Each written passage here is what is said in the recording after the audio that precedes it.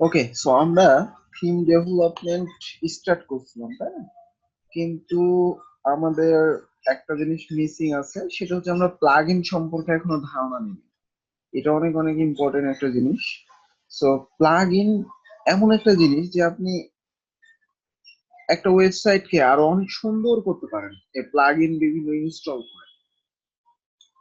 Like, মনে করেন যে আমরা এখন এই থিমটা ইউজ করতেছিলাম, তাই না? এখন আপনি চাইতেছেন যে আপনার সাইটে একটা গ্যালারি হোক, সুন্দর একটা গ্যালারি হোক। কি হোক? সুন্দর একটা গ্যালারি থাকুক। বাট এখন তাহলে আপনি কিভাবে বানাবেন একটা ইমেজ গ্যালারি? কিভাবে বানাবেন? এই জন্যই ওয়ার্ডপ্রেসের এখানে অনেক সুন্দর সুন্দর ফ্রি প্লাগইনস আছে। অনেক সুন্দর সুন্দর ফ্রি প্লাগইনস আছে যেগুলো দিয়ে আপনি সুন্দর করে একটা গ্যালারি, স্লাইডার, অনেক রকমের, অনেক যেটা মন চাইবে সেটা লিখে সার্চ দিলে পাবেন ওই রিলেটেড। হ্যাঁ, আপনাকে জাস্ট খুঁজে বের করতে হবে এবং ইউজ করা শিখতে হবে। তো আমরা কিভাবে করব? এই যে প্লাগইনস নামের একটা অপশন আছে, এখানে যাবেন। এখানে দেখেন, এখানে ডিফল্ট ভাবে এই দুইটা থাকে, ডিফল্ট ভাবে। তো এখান থেকে যদি আমরা নতুন কোনো প্লাগইন চাই, অ্যাড নিউ, এখানে ক্লিক করব। সেম থিমের মতো, সেম থিমের মতো। আচ্ছা, এবার এই যে দেখেন এখানে অনেকগুলো ফ্রি প্লাগইন আছে। এবার আপনি এখান থেকে সার্চ দিতে পারবেন আপনার কি রিলেটেড প্লাগইন দরকার, কি রিলেটেড প্লাগইন দরকার সেটা সার্চ দিতে পারবেন।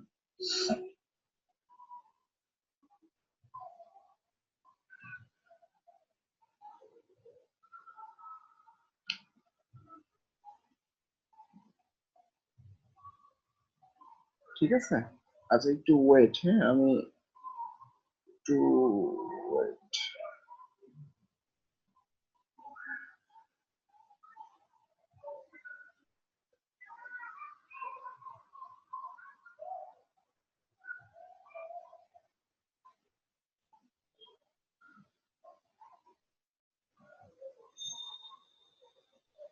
কাজটা একটু দিয়ে দিই, হ্যাঁ, তারপরে বুঝাইতেছি।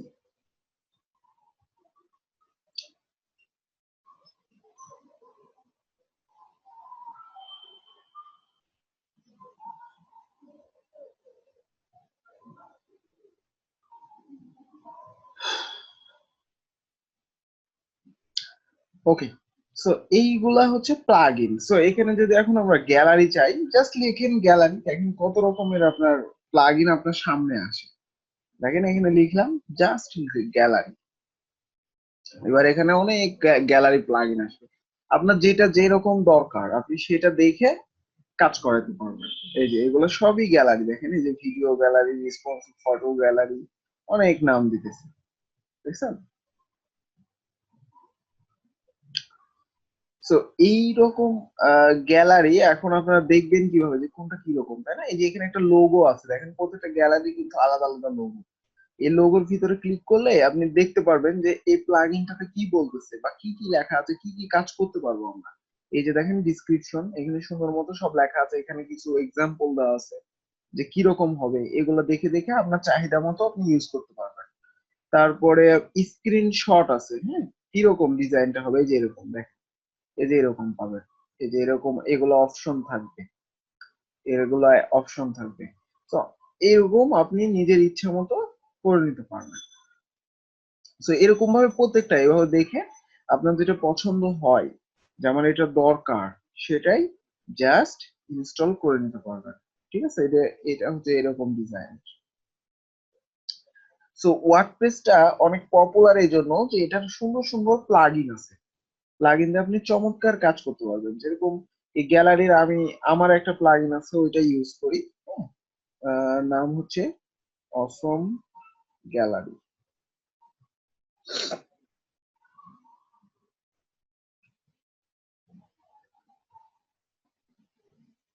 এই যে এটা, ঠিক আছে? সো কোনো একটা প্লাগইনের এই যে এরকম রেটিং দেখবেন, তারপরে হচ্ছে যে কয় হাজার অ্যাক্টিভ ইনস্টল, মানে মানুষজন প্রায় কয়জন অ্যাক্টিভ করছে এটাকে, এখনো ইউজ করে, এটা মানে হচ্ছে এখানে। হ্যাঁ, তো 4,000 প্লাস মানুষ এই প্লাগইনটাকে কিন্তু এখনো অ্যাক্টিভ অবস্থায় রাখছে, মানে তাদের সাইটে ইউজ করছে অলরেডি। ঠিক আছে, তো এরকম দেখে ভালোগুলো আপনারা যাচাই করতে পারবেন, অনেক আছে। তো এখন যদি মনে করেন এটাকে আপনি চাচ্ছেন, তো এটাকে জাস্ট ইনস্টল করবো আমরা এভাবে।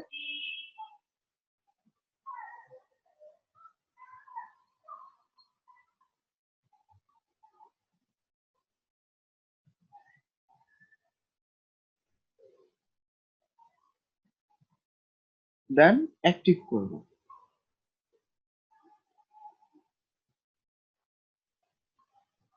অ্যাক্টিভ করলেই এখানে দেখতে পাবো যে একটা অপশন আসছে, নাম হচ্ছে কি ইমেজ গ্যালারি। দেখেন নাম হচ্ছে ইমেজ গ্যালারি। সো এখান থেকে এবার আপনি ইমেজ গ্যালারি অ্যাড করতে পারবেন, যে অ্যাড নিউ করে এবার আপনি যে যে ইমেজ দিতে চাচ্ছেন সেই সেই ইমেজ এখানে দিতে পারবেন। সো এখানে একটা টাইটেল দেন, সাপোজ মনে করেন ইমেজ 1। এবার এই যে সেট ফিচার ইমেজ, এখান থেকে আমি ইমেজ সেট করতে পারবো গ্যালারির জন্য। সো আমি কোন একটা ইমেজ দিই,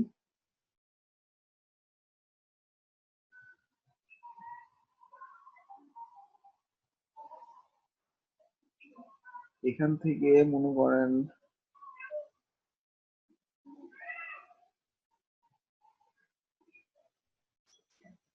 এইগুলা ইমেজ দিই। হ্যাঁ,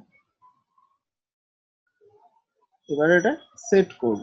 এই যে ইমেজ সেট হয়ে গেছে, পাবলিশ, এবার পাবলিশ করবেন। একটা ইমেজ হয়ে গেছে, এবার যদি আপনি আরো চান আবার অ্যাড নিউ করেন। এবার জাস্ট এখানে বলেন ইমেজ 2, দেন সেট ফিচার ইমেজ, আবার একটা নতুন একটা ইমেজ দিব।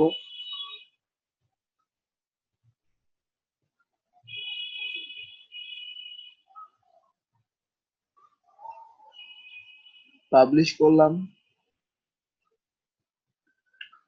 তারপরে আবার একটা ইমেজ দিতেছি, সাপোজ ইমেজ 3। এভাবে আপনি অনেকগুলা ইমেজ কিন্তু অ্যাড করতে পারবেন, যেটা আমাদের গ্যালারিতে থাকে।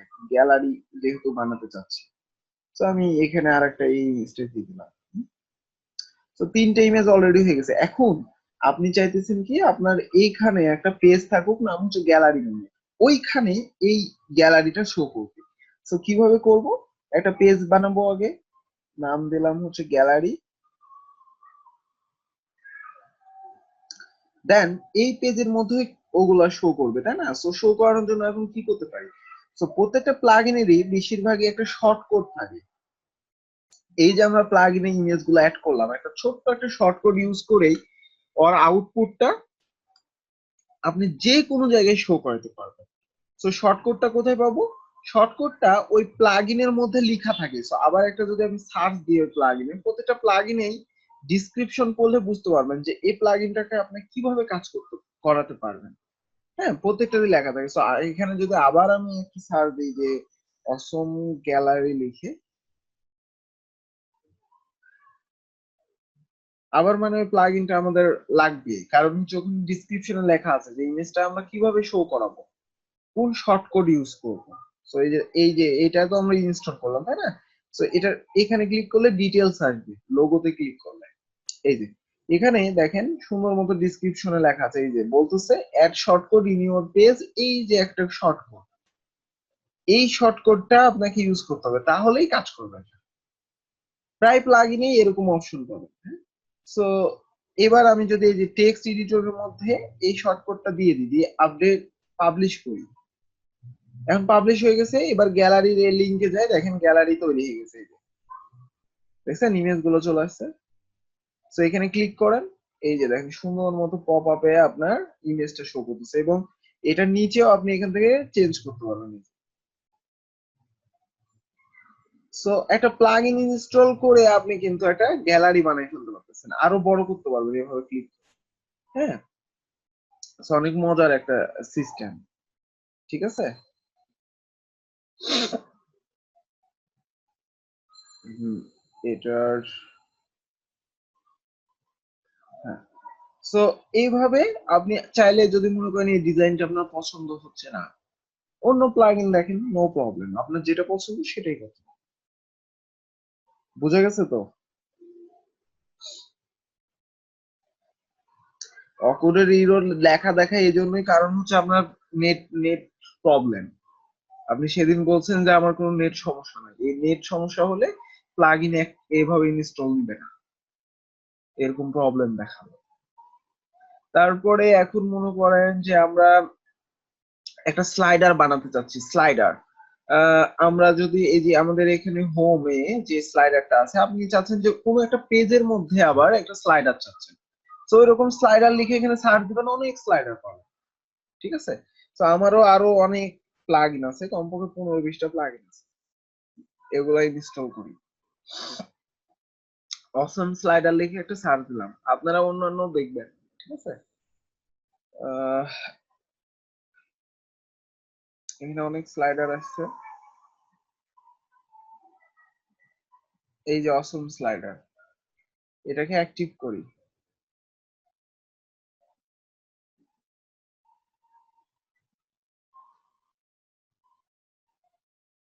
এই যে লোগো, ক্যাটাসল, স্লাইডার, অনেক কিছু আছে, আপনারা প্লাগ ইন গুলা ইনস্টল করে সুন্দর করে ফেলতে পারবেন একটা সাইটকে, অনেক সুন্দর করে ফেলতে পারবেন। আপনারা যদি মনে করেন যে একটা চ্যাট বক্স আমি লাগাইতে যাচ্ছি, ঠিক আছে,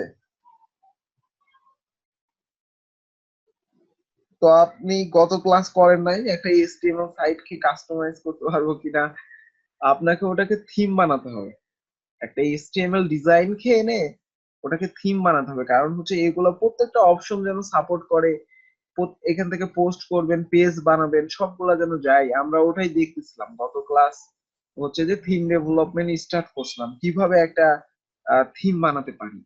ঠিক আছে, তো আরো সামনে ক্লাসগুলো দেখলে এগুলো বুঝে যাবেন। তো আগে আমাদের মিস্টেক হয়েছিল, প্লাগ ইনটা দেখাইছিলাম না, এই জন্য প্লাগ ইনটা দেখাই দিতেছি, প্লাগ ইন সম্পর্কে ধারণা দিচ্ছি। তো এই যে অসম স্লাইডার আমাদের অ্যাক্টিভ হয়ে গেছে। এবার এইখানে দেখেন একটা স্লাইডারে কিন্তু অপশন আসছে, দেখছেন? তো এখানে যান, এখানে এবার অনেক অপশন পাবেন, এই যে সুন্দর, এখানে প্রচুর প্রচুর অপশন আছে স্লাইডার বানানোর জন্য। সো এই যে স্লাইডার টাইপ, আপনি কি স্লাইডার চাচ্ছেন, এখানে বিভিন্ন রকমের আছে, মিডিয়া ইউআরএল না শুধুমাত্র স্লাইডারের ইউআরএল দিতে চাচ্ছেন, যে কোনো একটা। সো আমি এটাই দিলাম, হ্যাঁ। তারপরে এই যে ইমেজ ফর্ম ইউআরএলস, সো এখান থেকে এবার ইমেজ সেট করেন, মনে করেন যে এগুলা আপনি স্লাইডারে অ্যাড করবেন।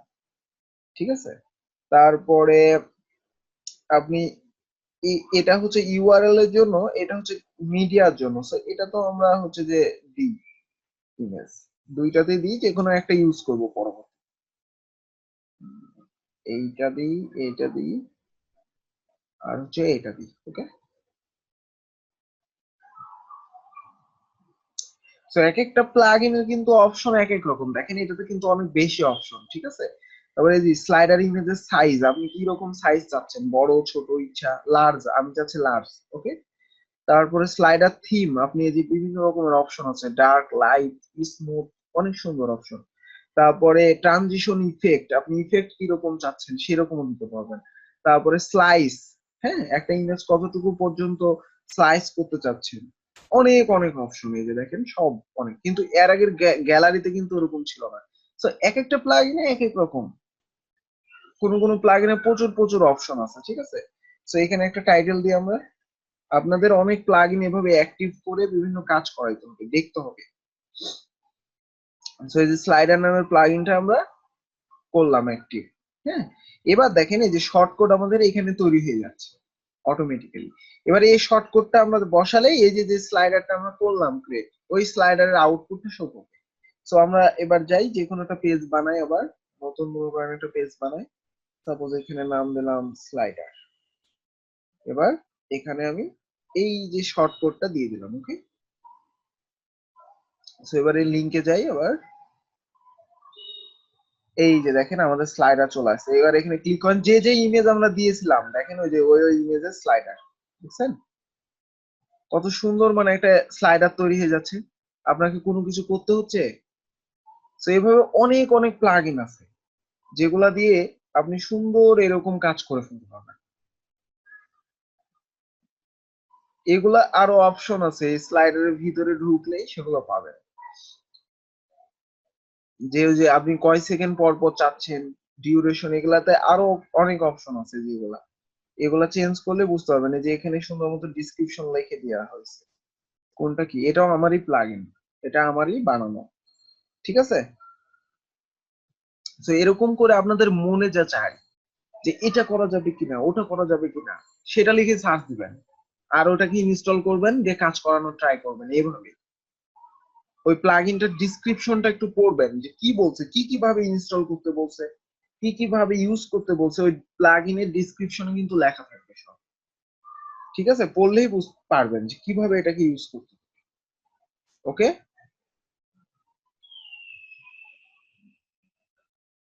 বোঝা গেছে? মনে করেন এই যে ফেসবুকের মতো চ্যাট বক্স আপনি বানাতে চাচ্ছেন, এটারও প্লাগইন আছে, ইনস্টল করবেন, করতে পারবেন। আপনার স্লাইডে, আপনার সাইটে এসে কেউ ওই ওখানে থেকে চ্যাট করতে পারবে আপনার সাথে। এরকমও আছে, অনেক অনেক প্লাগইন আছে, অনেক মজার মজার প্লাগইন আছে।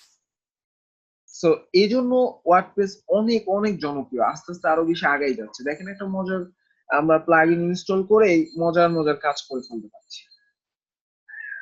ঠিক আছে,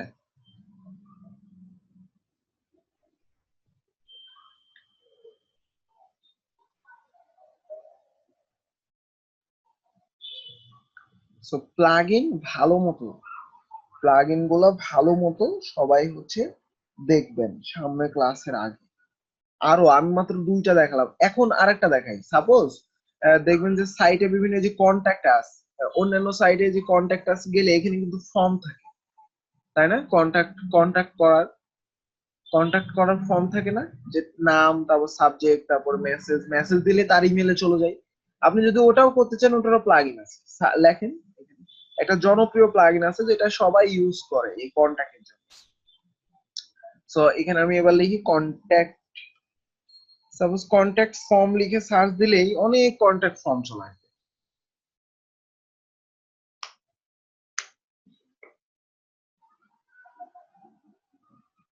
এই যে দেখেন কন্ট্যাক্ট ফর্ম 7, এইটা হচ্ছে অনেক জনপ্রিয় একটা প্লাগইন, প্রচুর মানুষ ইউজ করে। হ্যাঁ, তো এটাকে আমরা ইনস্টল করলাম।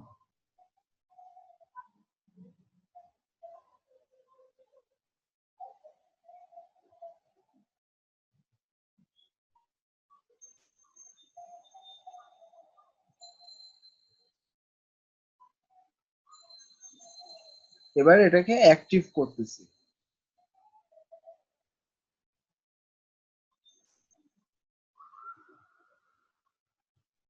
ওকে, অ্যাক্টিভ হওয়ার সাথে সাথে এখানে দেখেন কন্ট্যাক্ট নামের একটা অপশন চলে আসছে। ঠিক আছে, এবার এখানে যান, যাওয়ার পরে এই যে দেখেন একটা কন্ট্যাক্ট ফর্ম বানানোই থাকে, আপনি চাইলে এটাকে এডিটও করতে পারবেন। এই যে একটা শর্টকাট দিয়ে দিয়েছে তারা যে এটাকে ইউজ করো। সো এটাকে এখন যদি আমি ওই যে পেজের মধ্যে যে পেজটা কন্ট্যাক্ট, কোনটা, এই যে কন্ট্যাক্ট আছে তাই না, এই পেজের মধ্যে সাপোজ এই লেখাগুলো আছে, সমস্যা নাই, জাস্ট এটা দিয়ে দিলাম নিচে। ঠিক আছে, এবার আপডেট দেন, দেখেন একটা কন্ট্যাক্ট ফর্ম চলে আসবে আপনার। এই যে এখানে লেখার নিচে এবার যদি রিলোড দিই, এই যে দেখেন চলে আসছে নেম, তারপর ইমেল, এই যে সাবজেক্ট, ইওর মেসেজ লিখে যদি আপনি সেন্ড করেন, চলে যাবে মেসেজটা। ঠিক আছে, তবে এই সাইটটা লোকাল হোস্ট, যখন আপনার লোকাল হোস্ট থাকবে তখন কিন্তু মেসেজ যাবে না। লোকাল হোস্টে গিয়ে থাকলে এই মেসেজ যায় না, এটাকে যখন আপনি সার্ভারে উঠাবেন, ডোমেইন হোস্টিং এ উঠাবেন, তখন মেসেজ যাবে। ঠিক আছে, সো এটা আপনি করে রাখতে পারেন। দিয়ে তো এই সাইটটা তো আর অলওয়েজ লোকাল হোস্টে চালানো যায় না, তাই না? সার্ভারে তো উঠাতেই হয়। সো সার্ভারে উঠালে এটা ঠিক হয়ে যাবে, মেসেজ চলে যাবে। আর এইগুলো হচ্ছে ভ্যালিডেশন, এগুলো পূরণ করলে ঠিক হয়ে যাবে। এগুলো লিখা আমি কিছুই দিইনি, এই জন্য এগুলো আসতেছে যে দি ফিল্ড ইজ রিকোয়ার্ড। তো আপনি চাইলে এই যে এই নামগুলা, এই যে ইমেল, এগুলা চেঞ্জ করতে পারবেন। কিভাবে? আমরা একটু এই যে কন্ট্যাক্টের মধ্যে আবার যাই, দেন এই যে কন্ট্যাক্ট ফর্ম 1 এখানে লেখা আছে, এখানে ক্লিক করলে এই যে দেখেন এইগুলা হচ্ছে কোড। আপনি যদি এখন এখানে ইওর নেম এর বদলে অন্য কিছু লিখেন, তাহলে কি হবে? এই যে এখানে ইওর নেম এর বদলে অন্য কিছু আসবে। ঠিক আছে, মনে করেন ইওর নেম এর জায়গায় আপনি এখন লিখেন ফাদার নেম, এখানে লিখলেন ফাদার। এবার এখানে যদি সেভ করেন, এবার এখানে কন্টাক্ট আসে, এবার রিলোড দেন, এই যে ফাদার নেম। ওকে, আর কার ইমেলে যাবে এটা আসলে এগুলা যদি কনফিগার করতে চান, এই যে এখানে দেখেন বিভিন্ন কিন্তু অপশন আছে। এই মেলে গেলে এই যে দেখেন টু, কার ইমেলে যাবে এখান থেকে আপনি লিখে দিতে পারবেন। যে মেসেজ করলে কার ইমেলে যাবে, ঠিক আছে, কার থেকে কার ইমেলে যাবে, এরকম সবকিছু আছে, যে সাবজেক্ট, অ্যাডিশনাল হেডার, বডি, মেসেজে কিরকম ফরম্যাটে যাবে, এগুলো সবই চেঞ্জ করে ফেলতে পারবেন সুন্দর মতো। আবার এখানে মেসেজের কিছু সেটিং আছে, যে আপনার যদি মেসেজটা যায় তখন কি লেখা সেন্ড করবে, মেসেজ যদি বাই চান্স না যায় তখন কি ইরর আসবে, এরকম সবকিছুই আপনি এখান থেকে সেট করতে পারবেন। এগুলো পড়ে পড়ে নিজে বুঝতে পারবেন যে কি লেখা আছে, এগুলো পড়বেন, এই যে পড়বেন এগুলো ডিসক্রিপশন গুলো, ঠিক আছে। তারপরে অ্যাডিশনাল সেটিং আছে, ওকে।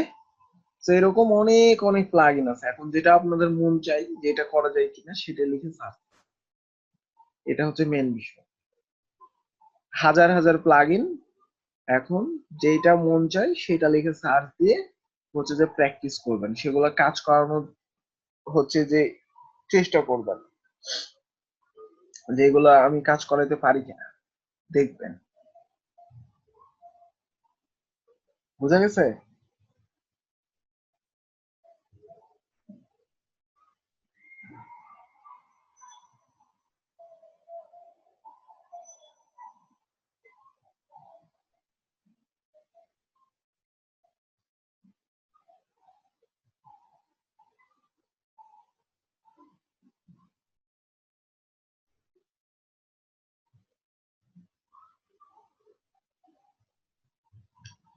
সো থিম ডেভেলপমেন্টের আপনাদের ব্লগিং ফোর ফাংশন গুলা বলছিলাম, দেখেছেন, দেখছেন সবগুলা ফাংশন গুলার যদি ধারণা পান তাহলে মাথায় মুখস্থ করে দরকার নাই অত পেশার নেওয়া, গুগলে সার্চ দিলেই অনেক অনেক রিসোর্স, কিন্তু আপনাকে বুঝতে হবে ব্যাপারটা, মেন যে জিনিসটা কি করতে হবে, বুঝতে হবে। আমরা সামনের দিন মেনু মেনু ডাইনামিক করা শিখবো, আজকে থিম ডেভেলপমেন্টের ওদিকে যাব না, আজকে প্লাগ ইন প্র্যাকটিস করবেন আর এখন একটু পিএসপি দেখাবো, ঠিক আছে। বিশেষ করে যতটুকুন গত দিন থিম ডেভেলপমেন্টের স্টার্ট, অতটুকুন একদম ভালো মতো প্র্যাকটিস করবেন, যে যে জিনিসগুলো লাগবে আমার থিম ডেভেলপমেন্টে, তারপরে ফাংশন গুলা যেগুলো বলছিলাম সবই ফাংশন, খালি ফাংশন ইউজ করলেই কাজ করবে, এরকম।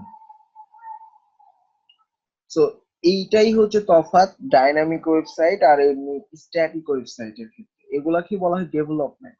এখন আপনি যেগুলো শিখতেছেন, এই যে কোডিং করে করে যে এই যে একটা জায়গা থেকে ডাইনামিক আর একটা জায়গায় শো করাচ্ছেন, এগুলা কি বলা হয় ডেভেলপমেন্ট, ঠিক আছে। তারপরে এই যে মনে করেন এই যে স্লাইডারটা বানাইছি আমি, প্লাগ ইন বানাইছি, এগুলাকে বলা হয় ডেভেলপমেন্ট। আপনি ইউজ করতেছেন, এটাকে বলে কাস্টমাইজ।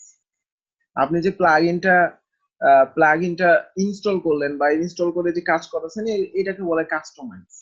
কিন্তু আপনি যখন এটাকে কোডিং করে বানাবেন একটাকে, তখন এটাকে আপনাকে বলবে ডেভেলপমেন্ট, ঠিক আছে।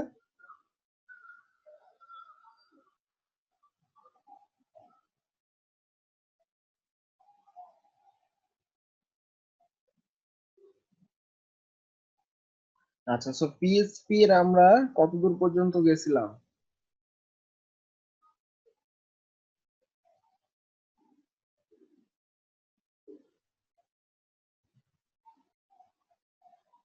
হুম, কেউ কিছু বলে না।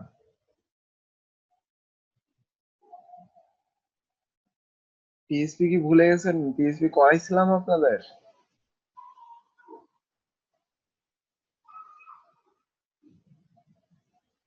পিএইচপি করাইছিলাম।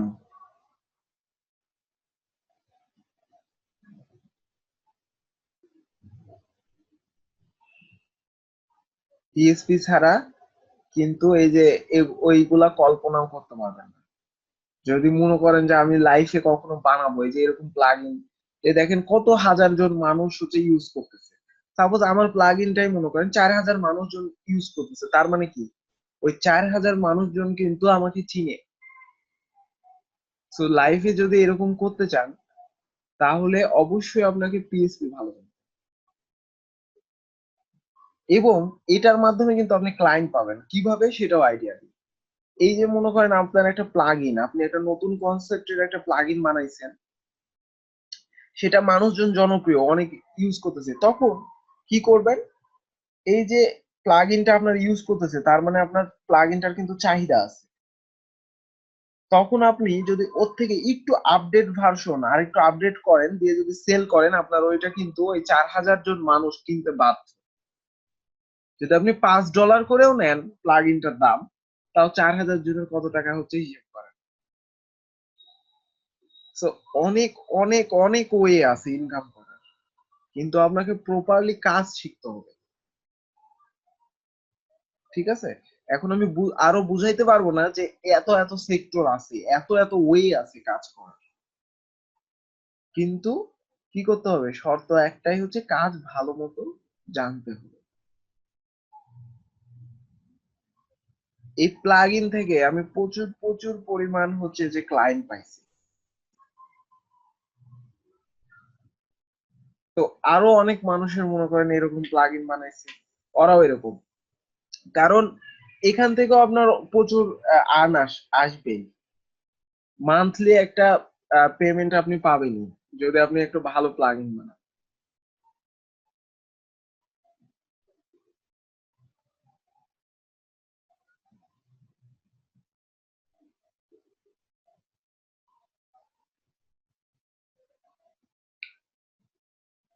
সো সিস্টেম অনেক আছে, কাজে মনোযোগ দেন, কাজগুলো দেখেন, শিখেন, প্র্যাকটিস করেন।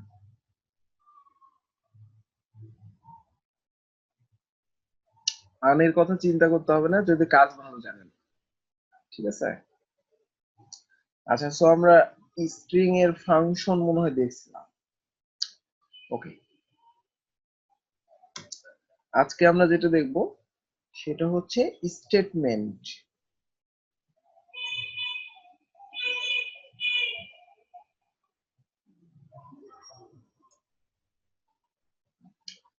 এখানে আমরা স্ট্রিং ফাংশন দেখছি, স্ট্রিং ফাংশন। তারপর আমরা দেখব স্টেটমেন্ট। ওকে, তো এরকম পিএইচপি মনে করেন এই যে এখন শিখতেছেন, এই পিএইচপি গুলা আপনাকে এমন চিন্তা ভাবনা করতে হবে যে আমি আরো বেশি আগাবো কি। কারণ এগুলা কিন্তু যদি মনে করেন আমি এগুলা শিখেই হচ্ছে যে এখন কাজ পাবো বা হচ্ছে যে অনেক কিছু মনে হয় জানে নিলাম, এই জিনিসটা কিন্তু ভুল ধারণা। এই পিএইচপি এখন থেকে 10 বছর আগেও মানুষ যদি আপনি যেগুলো শিখতেছেন এগুলো অনেক ভালো মতো জানে মানুষ, এবং মার্কেট প্লেসে প্রচুর প্রচুর মানুষজন ট্রাই করে এর কাজে, অনেক কম্পিটিশন। আপনাকে কি করতে হবে, আগায় নিতে হবে এখন যে কোন জিনিসটা এখন ভালো চলতেছে, এগুলো তো লাগবেই। এগুলো শিখার পর যেটা মেন টার্গেট রাখতে হবে সেটা হচ্ছে এখন কোন জিনিসটা আমাকে জানা লাগবে ভালো মতো, কোন জিনিসটা মার্কেটে বেশি দাম, কোন জিনিসটার কাজ হচ্ছে যে বেশি পাওয়া যাচ্ছে। কিন্তু আপনি যদি এগুলা নিয়ে পড়ে থাকেন আপনার কোনো লাভ হবে না। এখন এমন কম্পিটিশন, আপনি ওই কম্পিটিশনের ওই মানুষের কাতারে যাইতেই পারবেন না। ঠিক আছে, দেখা যাচ্ছে যে পিএসপির একটা কাজ দিতেছে, বিট করতেছে 100 জন, এখন আপনি ওর মধ্যে যায় কোনো থাউই পাবেন না। তো এরকম পিএসপির আরো প্রচুর প্রচুর আপডেট আসছে। পিএসপি এখন আপনারা কোর পিএসপি শিখতেছেন, এইটার এখন সবচেয়ে হচ্ছে যে ফ্রেমওয়ার্ক জনপ্রিয় 1 নম্বর চলতেছে হচ্ছে লারাভেল, যেটা দিয়ে আপনি বাংলাদেশেও যদি মনে করেন যে আমি জব করব, কোনো কিছু করব না আউটসোর্সিং, তাও প্রচুর আর্ন করতে পারবেন, এমন জনপ্রিয়। ওকে, সো আমরা এখন শিখবো স্টেটমেন্ট। স্টেটমেন্ট কি? স্টেটমেন্ট হচ্ছে শর্ত। শর্ত, মনে করেন আমি এখানে একটা শর্ত দিতে চাচ্ছি। মনে করেন আমি $a = লিখলাম 5, তাহলে $এর মান কত? 5 না? সো আমি যদি এখন বলি ইফ, একটা শর্ত দিতেছি, ইফ, ইফ দিয়ে শর্ত মানে যদি $a = 5 হয়, তাহলে আমাদের আউটপুটে আসবে ইকো ট্রু। সাপোজ এই লেখাটা আসবে। ঠিক আছে, যদি শর্তটা মিলে তাহলে এই লেখাটা আসবে, আর যদি শর্ত না মিলে, সাপোজ শর্ত মিলতেছে না, তখন এই জায়গায় আমরা এইভাবে লিখবো ইলস। দেন এখানে লিখবো ইকো সাপোজ ফলস, অর্থাৎ শর্ত যদি মিলে তাহলে একটা আউটপুট আসবে, শর্ত না মিললে আর একটা আউটপুট আসবে। এটাই হচ্ছে মেনলি স্টেটমেন্ট। এখন যদি আমি এটাকে রান করি তাহলে কি আউটপুট আসবে? লোকাল হোস্ট শিখন নাও আমরা পিএসপি ফাইলকে রান করব। এই যে দেখেন ট্রু, কি আসছে? ট্রু আসছে, তাই না? এখন আমি যদি 5-এর জায়গায় 4 লিখি, 5-এর জায়গায় যদি 4 লিখি, এবার কি আউটপুট আসতে পারে বলেন তো? আমাদের কি এই শর্তটা মিলতেছে?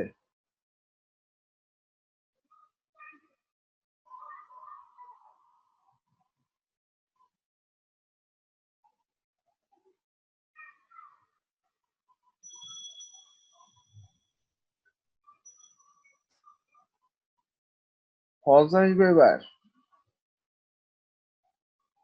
সবাই অ্যান্সার দেন।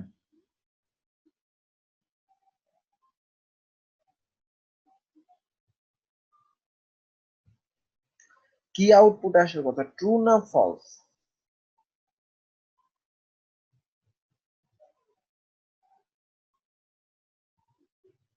বুঝেন না? এই জিনিসটা বুঝেন নাই? এখানে ডলার এর মান হচ্ছে 5 রাখলাম, পরে শর্ত দিলাম যে ডলার এ ইকুয়াল টু 5, তখন 5 দিয়েছিলাম, তখন আউটপুটে কি আসছিল? ট্রু আসছিল। কারণ কি, ডলার এর মান কত? 5। কিন্তু এখন দিলাম 4, এবার কি আসার কথা সেটা বললাম। 4 আসার কথা, আউটপুটে ট্রুই আসবে, ট্রু। কারণ হচ্ছে এখানে যখন আপনি ডলারে 5 দিছেন, এর মানেটা হচ্ছে এবার যদি আমি ডলার এ এখানে মনে করেন 4 দিলাম, 4, হ্যাঁ, কিন্তু উপরে যদি আমি এবার ইকো করি ডলার এ, তাহলে কোনটা আউটপুটে আসবে? যেটা এটার কাছে সেটাই আউটপুট আসবে। দেখেন দুইটার মান কিন্তু একই, 5 একবার 4, কিন্তু যখন আমি ইকো করব ডলার এ তখন দেখবে যে এটার কাছাকাছি কোনটা, এটার কাছাকাছি কোনটা পড়বে, এটা না? সো আউটপুটে কি আসবে? 4ই আসবে, এই যে 4 4। সো এই জন্যই এখানেও যে ঘটনাটা ঘটছে সেটা হচ্ছে এখানে আমরা ডলার এর মান একটা সেট করতেছি, কিন্তু এখানে আবার একটা দিতেছি, তার মানে কি সে সেটা মনে করতেছে ইকুয়াল মানে হচ্ছে এটার মানে এটা, অর্থাৎ সেট হয়ে যাবে, এই জন্য সে ট্রুই আউটপুট আসবে। কিন্তু এখানে দেখেন, এবার যদি আমি ইকুয়াল ইকুয়াল দিই, ইকুয়াল ইকুয়াল দিই, এটাই হচ্ছে অপারেটর, এগুলোকে বলা হয় অপারেটর। সো অপারেটর বুঝতে হবে, অপারেটর সম্পর্কে আমি ধারণা দিব। এবার যদি ইকুয়াল ইকুয়াল দিই, এবার সে তুলনা করবে এটার সমান এটা কিনা, এবার আর মান সেট করবে না, এবার কি করবে, তুলনা করবে এটার মান এটা কিনা। সো ডলার এর মান কত? 5 না? আর এইটা এখানে কত দিছি? 4 না? সো এবার কি মিলতেছে? মানে ইকুয়াল ইকুয়াল মানে ডান পাশ আর বাম পাশ সমান হতে হবে। মেন কথা হচ্ছে এটা, যখন আমি ইকুয়াল ইকুয়াল দিব তখন ডান পাশ এবং বাম পাশ সমান সে চেক আছে কিনা সেটা চেক করবে। যখন আমি শুধু ইকুয়াল দিব তখন জাস্ট এটার মান হিসেবে এটাকে সেট করবে। দুইটার মধ্যে পার্থক্য আছে। তো এবার দেখেন আউটপুট আসবে ফলস। কারণ, কারণ কি, কারণ হচ্ছে এইটা এখন আমাদের কিন্তু শর্ত ঠিক নাই। কারণ ডলার এর মান 5 আর এখানে দিতেছি আমি 4, দুইটা কিন্তু সমান না, তাই না? তো এই জন্য আমাদের আউটপুটে কি আসতেছে? ফলস। এখানে যদি এখন আমি 5 দিয়ে দিই তাহলে কি এবার শর্ত মিলতেছে না? এবার শর্ত মিলতেছে, ডলার এ মানে কত? 5, আর এখানে কত দেওয়া আছে? 5, তাহলে ডানে বামে কত? সমান। ভিতরে যেহেতু ইকুয়াল ইকুয়াল দেওয়া আছে তার মানে ডানে বামে সমান হতে হবে। তো এবার যদি রিলোড দেন, দেখেন ট্রু। তো এই জিনিসগুলো একটু বুঝতে হবে, ঠিক আছে? এটাকেই বলা হয় স্টেটমেন্ট। সামনে দিন আমরা যেটা করব সেটা হচ্ছে এই স্টেটমেন্ট দিয়ে একটা রেজাল্ট শিট বানাবো। Result sheet, grading system. মনে করেন যে ম্যাথ বা আপনার কোনো একটা সাবজেক্টে 100 মার্কের মধ্যে আপনি 50 পাইছেন বা 60 পাইছেন, সেই গ্রেডিং সিস্টেমটা আপনাকে দেখাই দিবে, আপনি মার্ক দিবেন, গ্রেডিং সিস্টেম চলে আসবে। ঠিক আছে, তো এইভাবে আপনি এই যে জিনিসগুলা এগুলা দিয়েই সুন্দর মতো আপনি এই যে সফটওয়্যার বানাতে পারবেন। এখন দেখবেন যে ইউনিভার্সিটি যেগুলা বা কলেজ যেগুলা, এগুলা যে আপনাদের বিভিন্ন অ্যাকাউন্ট ম্যানেজমেন্ট যে সফটওয়্যার গুলা, এই যে রেজাল্ট গুলা, দেখবেন যে আপনাদের অনলাইনে অনেক পোর্টাল আছে, রেজাল্ট চলে আসে কার কত দেখতে পান। এইগুলা আসলে কি দিয়ে বানানো? এইগুলা দিয়ে বানানো।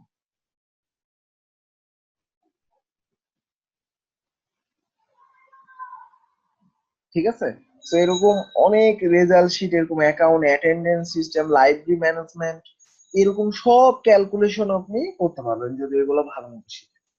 এরকম সফটওয়্যার বানাইতে পারবেন যদি এই ক্যালকুলেশন গুলা ভালো মতো শিখেন। ঠিক আছে, তো সামনে দিন আমরা এই যে জাস্ট স্টেটমেন্ট সম্পর্কে একটু ধারণা দিলাম, সামনে আমরা বড় একটা কাজ করব, ওই যে রেজাল্ট শিট বানাবো আর থিম ডেভেলপমেন্টে আমরা কাজ করব। ঠিক আছে,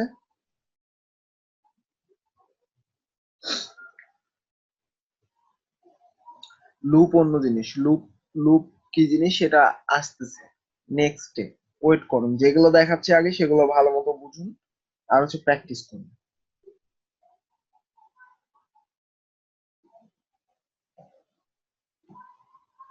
যতটুকুন দেখাবো অতটুকুনি আগে নিয়ে মাথা খাটাবেন, আর বাইরে কি আছে এখন ওয়েট করতে হবে।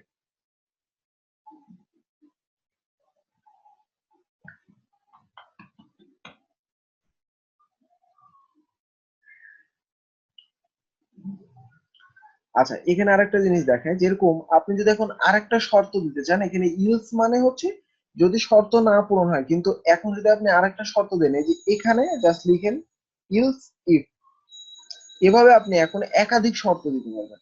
তো এবার যদি ডলার এখানে লেখেন ডলার এ ইকুয়াল ইকুয়াল সাপোজ মনে করেন 3, সো যখন সে 3 পাবে তখন এখানে একটা আউটপুট দেখাবে ইকো, মনে করেন এখানে লেখা দেখাবে 3।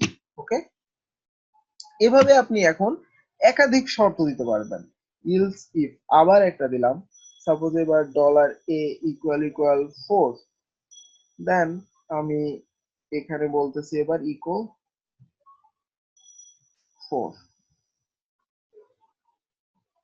এবার দেখেন, আমি যদি এবার এখানে মানটা চেঞ্জ করে দিই, অর্থাৎ মনে করেন আমি এখানে 3 দিলাম মান, এবার কি হয় ঘটনাটা, এবার প্রথমে সে এটা চেক করবে, মানে প্রথম থেকে সে চেক করতে আসবে এটা এটা কি শর্ত মানে পূরণ করতেছে, শর্ত ট্রু হবে এটা। দেখেন এর মান 3 আর এখানে কত দেওয়া আছে 5, মাঝখানে কি দেওয়া আছে ডবল ইকুয়াল, মানে কি ডানে বামে দুইটাকে সমান সে দেখবে যে সমান কিনা, তাহলেই সে এটাকে প্রিন্ট করবে। তো এখন এই শর্তটা কিন্তু পূরণ হচ্ছে না, তাই না? তখন সে এটাতে আসবে, এবার এটা দেখবে পূরণ হচ্ছে কিনা, যদি এটা ট্রু পূরণ হয়, এই যে এখানে 3 আর এখানেও 3 দেখতেছে এটা পূরণ, তখন সে আউটপুটে এটাকে নিয়ে আসবে, সে আর নিচের দিকে যাবে না। কিন্তু বাই চান্স যদি এখানে এবার আমি 4 দিতাম, তখন আবার কিন্তু এই শর্তটাও মিলতো না, তাই না? এখানে ডলারে এর মান 4 আসতো এবং এখানে 3 দেখছে যে ডানে বামে মিলতেছে না, তখন আবার সে এই শর্তটাতে আসবে, এটাতে যখন দেখবে যে এবার এটা মিলতেছে কিনা, যখন এটা মিলবে তখন এই আউটপুট এটা দেখাবে, আর যদি কোনোটাই না মিলে তখন এই ইলসে চলে আসবে। সো কাজগুলো করবে এভাবে, হ্যাঁ। সো এখন আউটপুটে কি আসবে 4। ঠিক আছে, এখানে 4, এই যে এই শর্তটা মিলতেছে, ইলসিফের এই শর্তটা মিলতেছে, কিন্তু এবার যদি আপনি এখানে 6 দেন বা 7 দেন, এখানে কি কোনো শর্ত মিলতেছে আর? তখন দেখেন কি রেজাল্ট আসে, ফলস, অর্থাৎ এইটাতে চলে আসতেছে। যখন কোনো শর্তই আমাদের মিলবে না তখন ইলস কাজ করবে, ইলস। ওকে, তো এটা ভালো মতো প্র্যাকটিস করবেন সামনে দিন, আর ভালো মতো বুঝবেন, তাহলে সামনে দিন আমরা এটা নিয়ে একটা রেজাল্ট শিট বানাতে পারবো।